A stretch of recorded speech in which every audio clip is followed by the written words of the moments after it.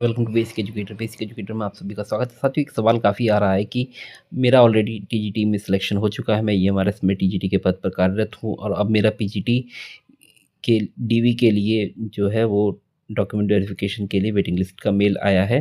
तो मुझे क्या करना चाहिए? मुझे डीवी के लिए जाना चाहिए, नहीं जाना चाहिए? तो पहली बात है, आपको हायर पोस्ट की अपॉर्चुनिटी मिल रही है तो आपको जाना चाहिए। वो बात की बात है, आपका जब अपॉइंटमेंट लेटर आएगा तो आप अपनी कन्वीनियंस के अकॉर्डिंग अपना सेलेक्ट कर सकते हैं कि आप टीजीटी की पोस्ट को कंटिन्यू करना चाहते हैं या आप पीजीटी की पोस्ट में। ऐसा हो सकता है कि सपोज़ आपकी टीजीटी की पोस्ट घर के पास में पोस्टिंग हो, जब पीजीटी की पोस्टिंग मिले आपको तो वो किसी दूसरे प्रदेश में या दूर पोस्टिंग मिल सकती है, तो आप प्रीफर कर सकते हैं कि हाँ, पीजीटी में नहीं जाना, मुझे टीजीटी में रहना है। या मैं ज़्यादा महत्वाकांक्षी हूँ या आकांक्षी हूँ, तो मुझे वहाँ पे टीजीटी छोड़ के पीजीटी में जाना है, तो वो आपकी प्रेफ़रेंस के ऊपर डिपेंड करेगा। बट प्रेफ़रेंस आपको तभी मिलेगी जब आप डीवी अटेंड करेंगे। तो पहली बात, आप अगर कन्वीनिएंट कंडीशन में भी है, कोई प्रॉब्लम भी नहीं है, फिर भी आप डीवी अटेंड करें। दूसरी बात, एक सवाल ये आ रहा है कि सर, मैं ऑलरेडी किसी स्कूल में टीजीटी के पद पे कार्यरत हूँ और उसी स्कूल में पीजीटी के उस पद की जो पोस्ट है रिक्रूटमेंट, जैसे मान लीजिए टीजीटी मैथ हूँ और पीजीटी मैथ की पोस्ट खाली है और पीजीटी मैथ के लिए मेरा वेटिंग लिस्ट के लिए जो डॉक्यूमेंट वेरिफिकेशन के लिए मेल आया है, तो मैं अगर डॉक्यूमेंट वेरिफिकेशन करने जाऊँ तो क्या मेरी पोस्टिंग सेम स्कूल में पीजीटी मैथ के पोस्ट पर हो जाएगी?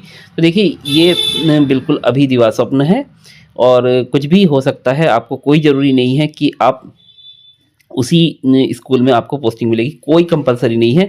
उसी स्कूल के आपको उसी स्टेट में पोस्टिंग मिलेगी या नहीं मिलेगी, ये भी कोई कंपल्सरी नहीं है। तो आपको कहीं भी पोस्टिंग मिल सकती है और मतलब ऐसा नहीं है कि अगर आप उसी स्कूल में कार्यरत हैं तो उसी स्कूल में आपको पीजीटी के पद पर पोस्टिंग दे दी जाएगी। नहीं, उसमें ऐसा कुछ भी नहीं होना है, आपको कहीं भी पोस्टिंग मिल सकती है।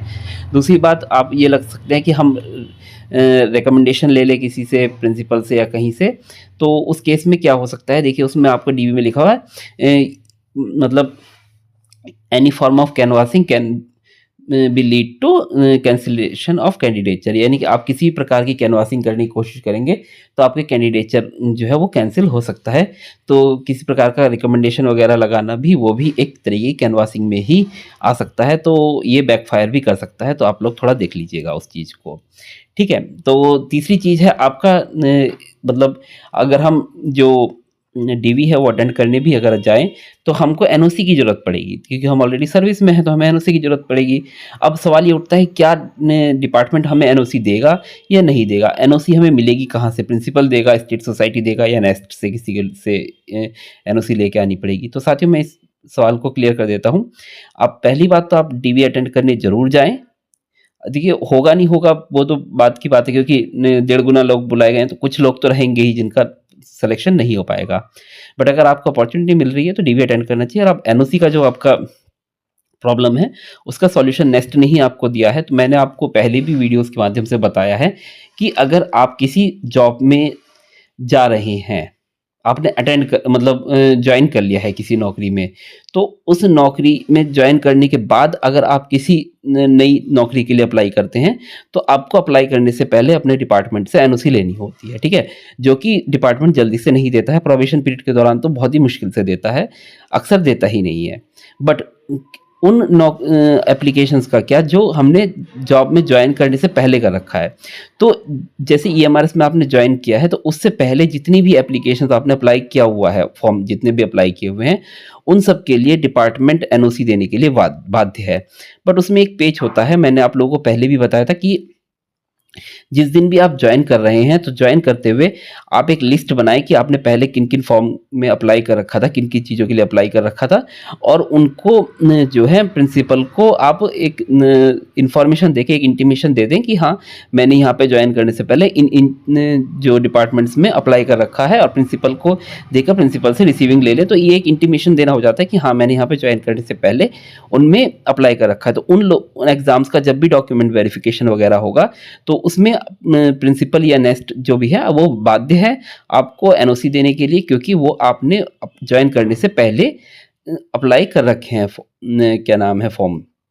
बट उसके लिए इतने सी ही पेच होता है कि आपको पहले से ही इंटीमेशन देना होता है ज्वाइन करते हुए कि हाँ मैंने इन फॉर्म में अप्लाई कर रखा है। बाकी देखिए अगर प्रिंसिपल से आपकी बहुत बड़ी लड़ाई नहीं है तो वो इंटीमेशन दो या ना दो कोई फ़र्क नहीं पड़ता, फॉर्म आपका पहले से अप्लाई हुआ हुआ होना चाहिए ज्वाइन करने की डेट से पहले का, तो उसमें एनओसी मिलने में आपको कोई प्रॉब्लम नहीं होती है। तो आपको अगर प्रिंसिपल से बहुत बड़ी लड़ाई कर रखी है तो अलग बात है, अदरवाइज़ आपको अगर इंटीमेशन नहीं भी दिया है तो कोई प्रॉब्लम नहीं होगी। मैं थोड़ी टेक्निकल बातें बता रहा हूँ कि इंटीमेशन दिया हुआ होना चाहिए, बट अगर नहीं भी दी है तो इतना कोई बहुत बड़ा इशू नहीं है, आपको एनओसी इशू हो सकती है।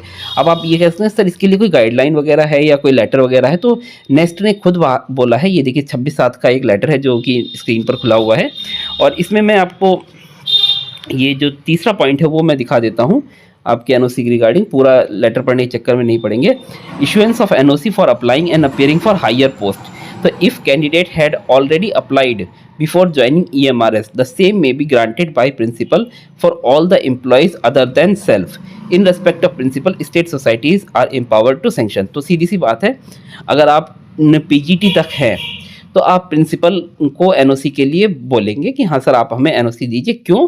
क्योंकि मैंने ये फॉर्म EMRS में ज्वाइन करने से पहले ही अप्लाई कर रखा था, तो आप बाध्य हैं हमें एनओसी इशू करने के लिए, आप हमें एनओसी इशू करने से मना नहीं कर सकते हैं। और जो मैंने आपको बोला ना कि इंटीमेशन दे के रखना चाहिए पहले कि हाँ फॉर्म जो भी ज्वाइन करने से पहले मैंने ये फॉर्म अप्लाई कर रखे थे, यहाँ पे कोई भी चीज़ यहाँ पे इस तरीके का मेंशन नहीं किया गया है, तो आपको खुद भी प्रिंसिपल से कोई जिक्र नहीं करना है उस चीज़ का कि मैंने इंटीमेशन नहीं दिया था सर, हाथ पैर जोड़ना शुरू कर दो कि आप मेरा काम कर दो, ऐसा कुछ भी नहीं। यहाँ पे क्लियरली देखिए आपको letter of the spirit, sorry उल्टा बोल दिया, स्पिरिट ऑफ द लेटर के अनुसार चलना है, जो लिखा हुआ है उसके अनुसार चलना है। तो यहाँ पे कहीं भी नहीं लिखा हुआ है कि आपको प्रायर इंटीमेशन देना है, तो अगर आपने प्रायर इंटीमेशन नहीं भी दिया है तो भी कोई प्रॉब्लम नहीं है, बहुत टेक्निकल बात थी। बाकी अगर यहाँ पे नहीं लिखा है तो हमें स्पिरिट ऑफ द लेटर के साथ चलना है, अगर नहीं लिखा हुआ है तो कोई प्रॉब्लम यहाँ पे नहीं है। तो यहाँ पे देखिए EMRS में अगर आप कार्यरत हैं टीजीटी के पद पर, आपको पीजीटी के लिए डीवी के लिए आपको कॉल आया है, ईमेल आया है, तो आपको जाना चाहिए और एनओसी इशू करवा के जाना चाहिए, क्योंकि एनओसी अगर आपने इशू नहीं करवाई तो आपको फिर अंडरटेकिंग देनी पड़ेगी, फिर दोबारा भागना पड़ेगा नेक्स्ट में एनओसी लेके 10-12 दिन के अंदर फिर से। कोई वो नहीं है, मतलब झमेला बढ़ जाएगा। तो उससे पहले आपको 1 महीने का लगभग समय है, आप एनओसी इशू करवा के रखिए अपनी प्रिंसिपल से, ठीक है। और प्रिंसिपल बाध्य है, प्रिंसिपल आपको मना नहीं कर सकते। बार बार मैं इस बात पर एम्फेसिस कर रहा हूँ, प्रिंसिपल आपको एनओसी देने से मना नहीं कर सकते हैं, क्योंकि आपने वो फॉर्म EMRS में ज्वाइन करने से पहले अप्लाई किया हुआ है, और ये तो EMRS का ही ड्यू है, इसके लिए तो मना कर ही नहीं सकते। इवन और भी कोई फॉर्म अगर आपने अप्लाई कर रखा है और उसका अगर कोई डीवी एग्जाम वगैरह कुछ आता है, ज्वाइनिंग वगैरह कुछ भी आती है, तो भी EMRS का प्रिंसिपल आपको एनओसी देने से मना नहीं कर सकता है। ये नेस्ट ने लिख के दिया है, और ये वाला जो पॉलिसी डॉक्यूमेंट है ये आप अपने पास रखें। अगर ज़्यादा कुछ बोले तो ये डॉक्यूमेंट ले जाके उनके सामने दिखा देना है कि सर नेस्ट ने बोला है, आपको अपनी तरफ से कोई बहुत ज़्यादा प्रॉब्लम नहीं है, आप एनओसी इशू कीजिए, ठीक है। तो ये वाला जो लेटर है आपको हमारे चैनल पर मिल जाएगा, टेलीग्राम चैनल पर, वहाँ से आप इसको डाउनलोड कर सकते हैं। अदरवाइज़ ये लेटर आपके पास होगा जहाँ तक मुझे लगता है। तो आप लोग एनओसी इशू करवाइए, एनओसी इशू करवा कर ही जाइए आगे की इनकन्वीनियंस से बचने के लिए, और डीवी जरूर अटेंड कीजिए। Thank you. अगर हमारा काम अच्छा लगता है चैनल को सब्सक्राइब जरूर कर लीजिएगा। धन्यवाद।